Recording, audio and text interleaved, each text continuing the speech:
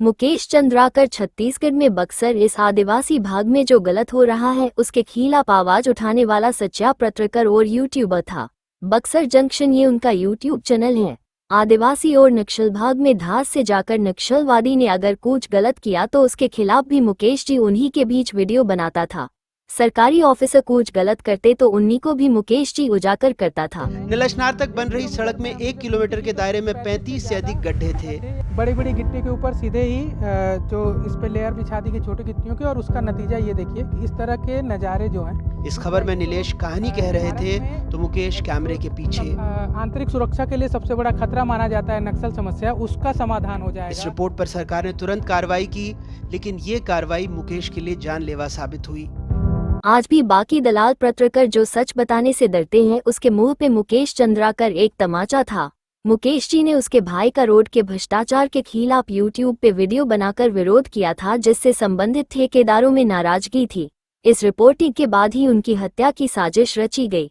उसके भाई सुरेश चंद्राकर ने मुकेश चंद्राकर को रात को घर खाने पे बुलाया और छत्तीसगढ़ के बीजापुर जिले में पत्रकार मुकेश चंद्राकर की हत्या एक गंभीर और चिंताजनक घटना बनी। कलेक्टर बनना चाहते थे, कहाँ इंजीनियर बनने की दौड़ में, और आखिर में देखिए ना कलेक्टर बने ना इंजीनियर बने, पत्रकार बन गए, जो उसने कभी सोचा ही नहीं।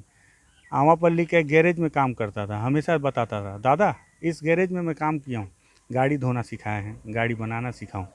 दादा इस जंगल में मैं महुआ बहुत बिनाऊँ, इस यहाँ पे महुआ बिनाऊँ, यहाँ इमली बिनाऊँ, यहाँ इमली बेचता था।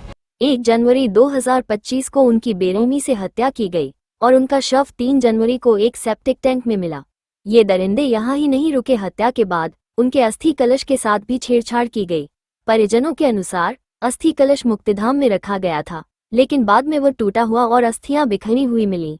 इस मामले में पुलिस ने मुख्य आरोपी ठेकेदार सुरेश चंद्राकर सहित अन्य आरोपियों को गिरफ्तार किया है।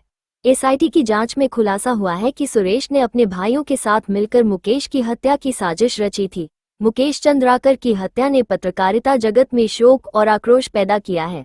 वे बस्तर क्षेत्र में अपनी निर्भीक रिपोर्टिंग के लिए जाने जाते थे।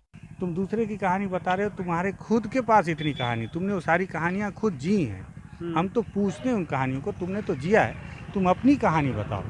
कभी बताऊंगा दादा। और बहुत दुखद है कि वो सारी कहानियाँ, सारी जो जानकारियाँ, वो सारे अनुभव उसके हत्यारों ने सेप्टिक टैंक। इस घटना से यह स्पष्ट होता है कि सच्चाई उजागर करने वाले पत्रकारों की सुरक्षा सुनिश्चित करना अत्यंत आवश्यक है। मुकेश चंद्राकर के धास और डेरिंगबाज को सलाम।